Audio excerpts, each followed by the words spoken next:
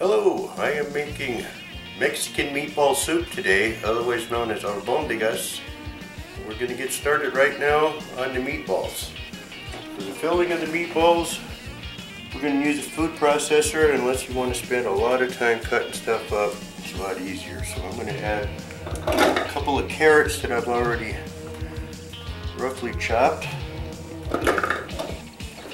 some garlic,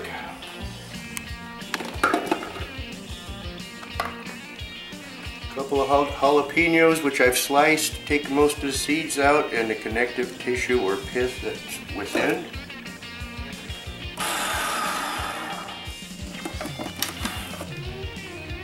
Now I'm going to add my cilantro.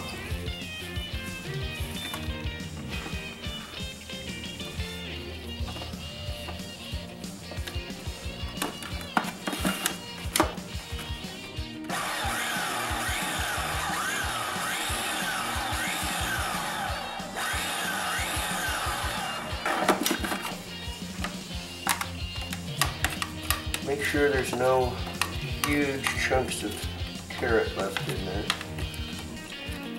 Looks pretty good.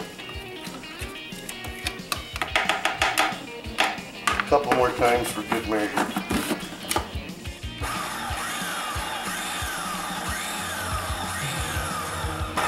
Alrighty then, we got that done. Now we'll start in with the meat.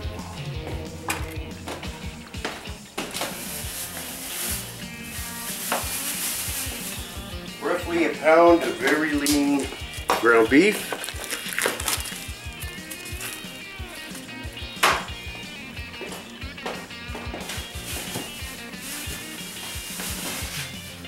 Roughly a pound ground pork.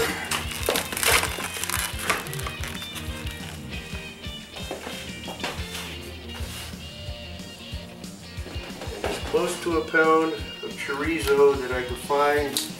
Now you want the processed chorizo. You don't want to go to a Mexican tienda and buy the actual sausage hard stuff. Won't work. You gotta use this gelatinous stuff.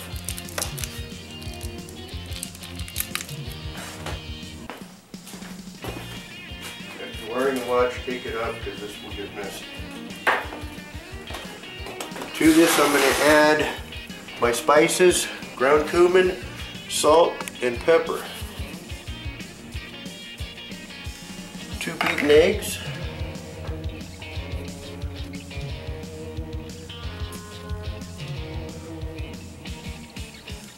And we start mixing.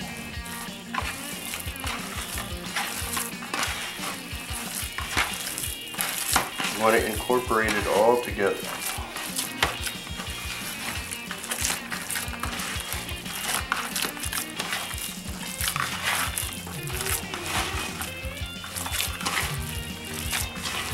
Now I'm going to add these ingredients.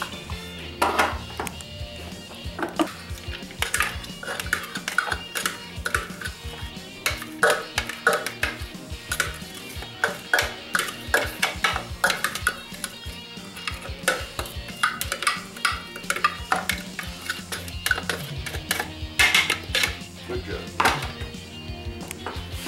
And mix that up a little bit more.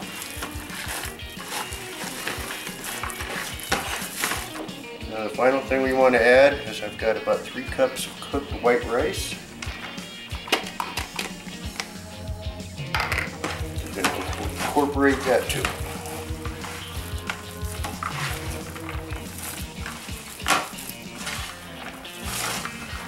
I don't know if you've been to a Mexican restaurant these days and ordered albondigas. It's not a very good experience. Most of the time they use pre-cut frozen vegetables and sometimes even frozen meatballs, and it just sucked.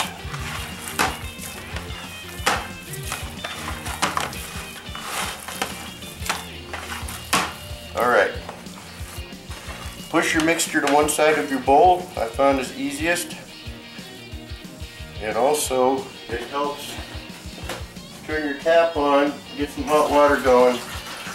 Periodically rinse your hands, keeps them from sticking as bad. You want to get them as tight as you can so they don't fall apart when we put them in the actual soup.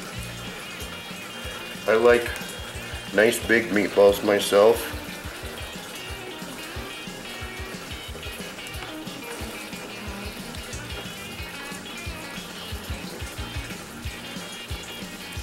Just keep rolling them over, packing them a little tighter, get some water if you need.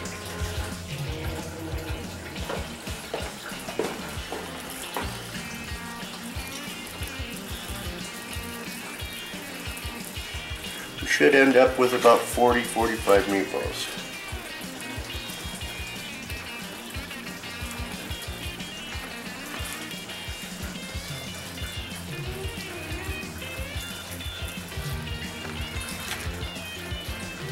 We got our meatballs all made up, and I'm going to go ahead and stick them in the refrigerator while I'm getting the soup ready.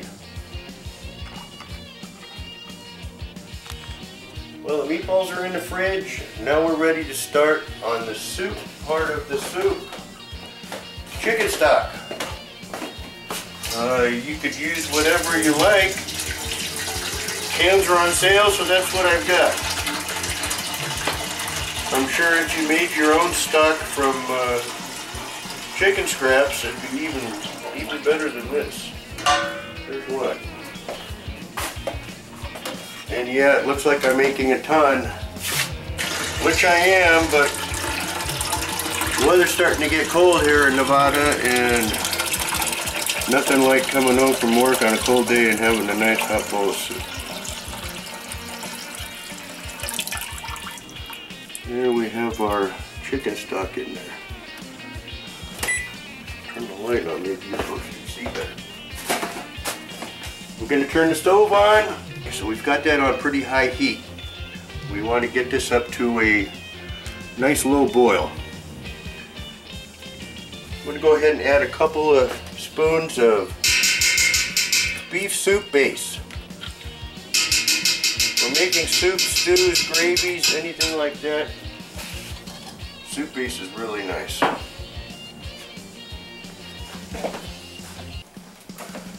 Give this a stir. Let that start breaking down.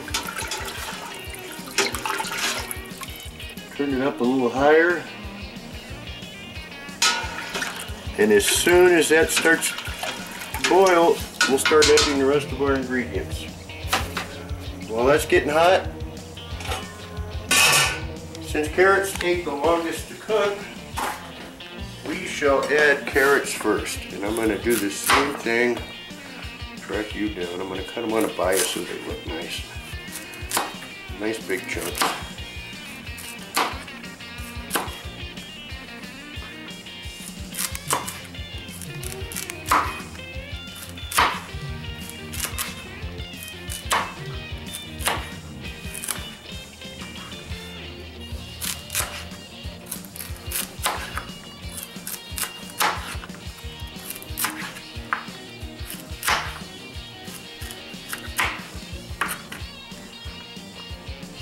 We'll go ahead and dump them.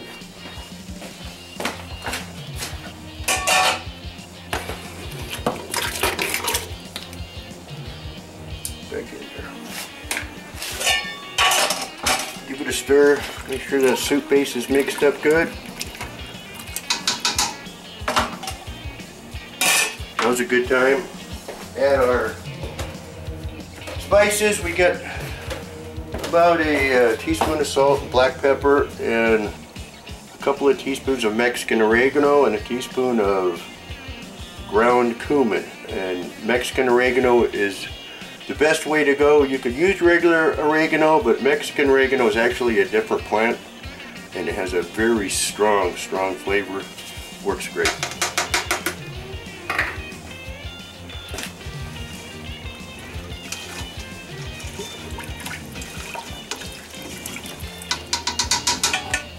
We're going to cover that up, let it go until it's getting a boil to it, then we'll add our next ingredient. Alright, the carrots have had about 5 minutes to start cooking. Since they take the longest, they need a little extra time. We're going to add our celery next. I've already trimmed the ends off of this celery. I've got about six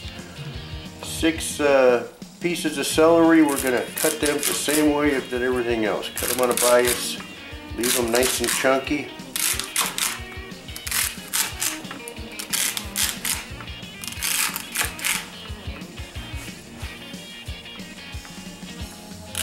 Don't have to be perfect.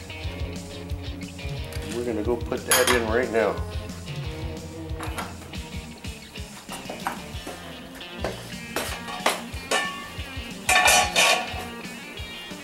Cooking a little too much, we're going to turn it down just a little.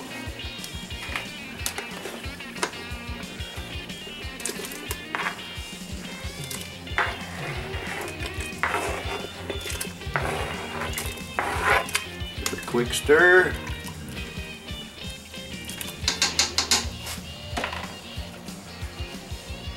On to the next ingredient. Gonna go ahead and get the potato sliced up. Got a couple nice russets. I've already ran the peeler on them, taking the skin off. I'm going to half it and then quarter it. Since we've got nice big meatballs, to keep the continuity going, we need big chunks of the rest of our ingredients. So I'm going to cut them on a bit of a bias, inch and a half.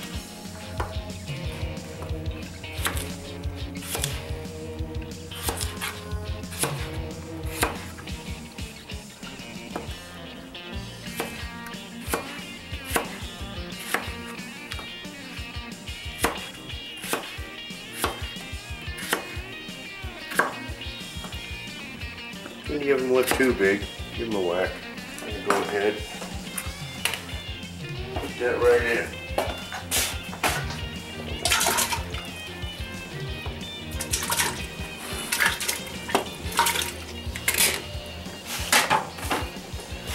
Give it another stir. I've got a large yellow onion here. I'm going to half it. And then I'm just going to cut it into nice big sections. Hopefully it'll stay together a bit.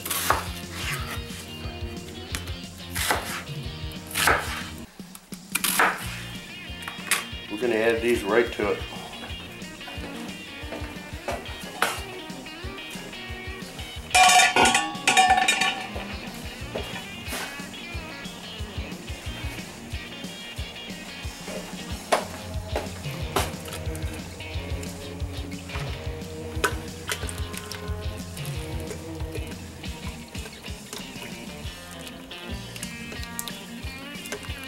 And let that go for a little bit, get the temperature to come back up, get it back to a low boil,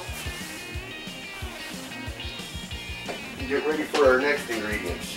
Well, we've let our celery, onions, carrots, and potatoes go for another 5 minutes. We're back to a low boil and we're ready for our next ingredients. I think I'll put jalapeno in next. Nice big jalapeno. We're going to cut the stem off. We're going to cut it down the middle. And this is what you need to remove. All this connective tissue and the seeds, unless you like it real hot. We'll just use our thumb, run down the middle of it, taking all of that out. Just like that. Keynote, I would have some hot water running at this point, because when you're done with the jalapeno, you're going to want to immediately wash your hands with a good soap and hot water. Or if you're a fellow male cook like me and you go to take a leak, you're just going to feel like you got gonorrhea and your dick's going to burn like crazy. Just cut them up that way.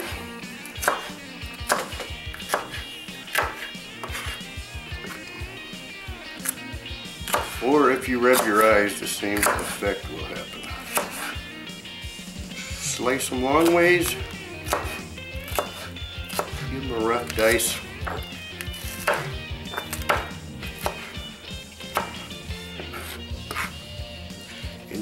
In most dishes, when you use fresh jalapeno, the heat factor doesn't really increase a whole heck of a lot, but the flavor factor is what you're going for. All right, we got a jalapeno in there. As you can see, we're We're cooking real good. I'm going to throw some cilantro in now. I've got a fresh bunch of cilantro right here. I've rinsed. You want to make sure any green vegetable, any vegetable for that matter, you want to give a good rinse. You don't want to end up with some kind of a crapping thing that the people who picked it didn't wash their hands, end up with botulism or some other goddamn thing. That's about a half a cup right there. We do just a tad more. Whatever you have left over, this is just a rough cut, chiffonade. Whatever you have left over, if it's not going to be used in the next couple of days, you could put that in the freezer and it'll last quite a while. Of course, when you thaw it out, it'll look nasty, but it'll still have all of its flavor. We're still cooking good. I'm going to add the next ingredient. Well, it's kind of cheating. You could use fresh tomatoes if you want. I find canned tomatoes work the best. This is contadina, whole peeled tomatoes. I'm going to pour all the liquid in first.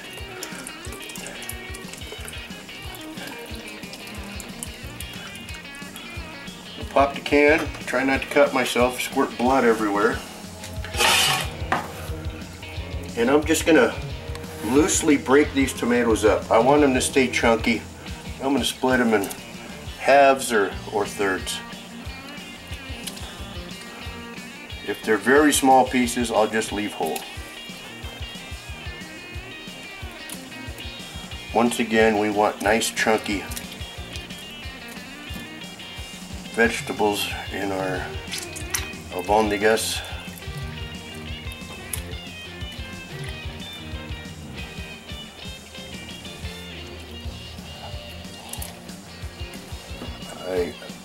I grew to love this soup when I worked my first restaurant job well, I don't even know if I want to say when, way back in the early 70s. In Dana Point at the Red Onion, my first job in the restaurant was a salad and soup boy, and I loved albondigas. And since then, it's been damn near impossible to find a place that makes good albondigas. So like every other good Mexican food, I ended up learning how to make it myself. And this albondigas is dynamite. There we go. Pour the rest of the liquid in there. Give it a quick stir. I'm going to put the lid back on it and just let it get back up to a boil.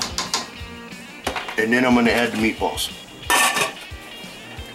It's been about 3 minutes since we put the last ingredients in, and we're getting back up to a good simmer. It's time to put the meatballs in. Grab them out of the fridge.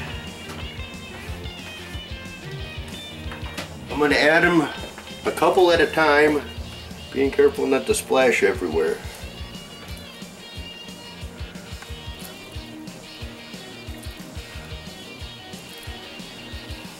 Just try to find an open spot of space to put them in. They'll end up bunching up. I know it's a lot of meatballs, but it's the best part of the soup, really. So I'd like to have 3 or 4 in each bowl. So we've got a lot of meatballs.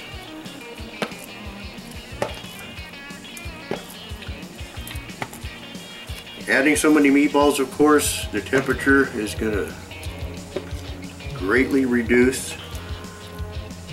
So once you get them in there, you might want to turn them up a little bit to get it back into a good strong simmer. You don't want to boil it at this point because your meatballs will disintegrate on you. You want a nice good simmer.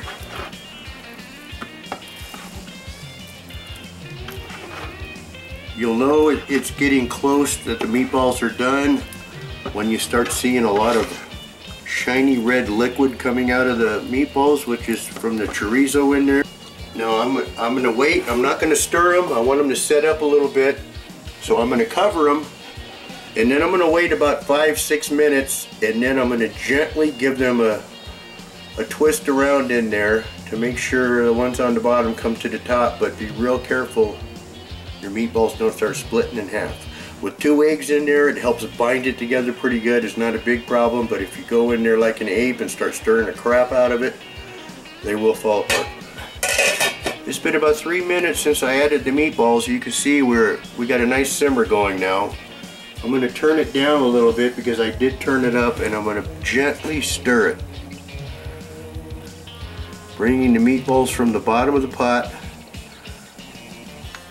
and replace them with the ones at the top.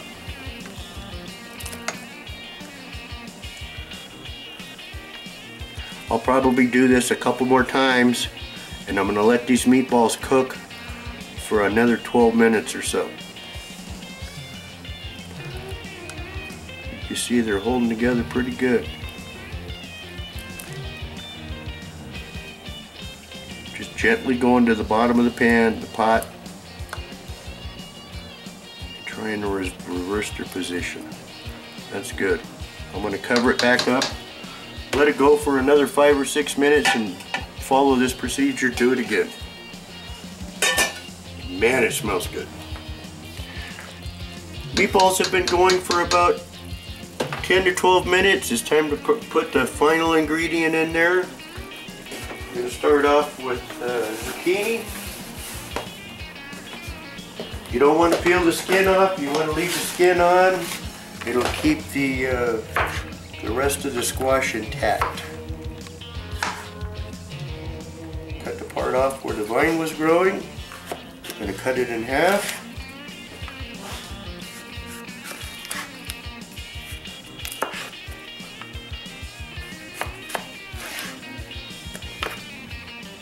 Slice on a bias.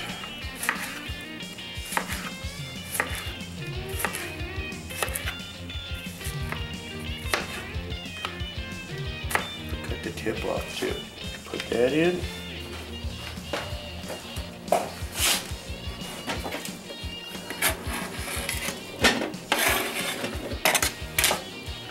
Pick up the pieces I dropped on top of a clean stove. And finally the yellow,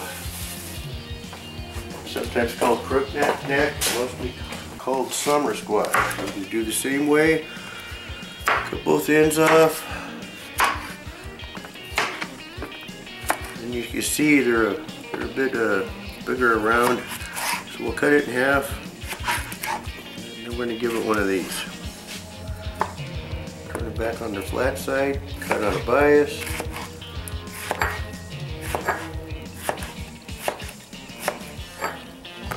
Add this, give it a quick stir. These will release a lot of moisture when they go in and start cooking,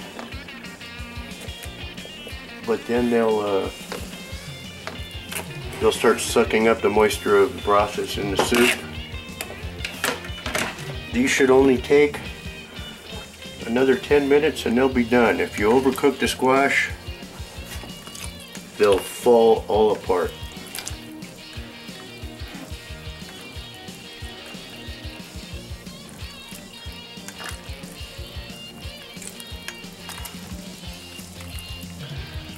As you can see, this is some nice thick albondigas. Push them all down in there. Turn it up a tad to get it back up to a nice fast simmer. Cover it. 10 minutes. It should be done. Our squash has gone for another 10 minutes and our albondigas is done. It's time to plate it up. Let's take a look.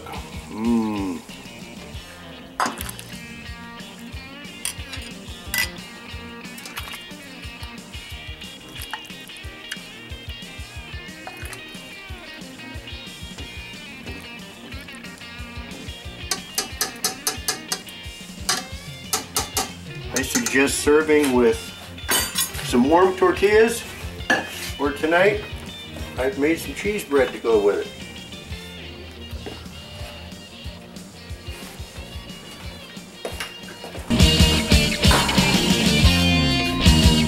Bon appetit!